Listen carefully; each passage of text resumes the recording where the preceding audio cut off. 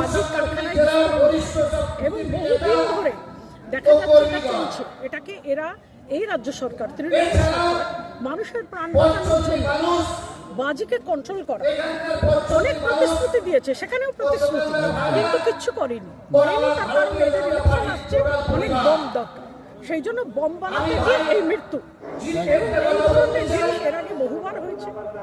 এই সরকার যতক্ষণ পর্যন্ত না যাবে, এর সমস্ত পুলিশ এখন অপোজিশনের পেছনে লাগার জন্য ব্যস্ত।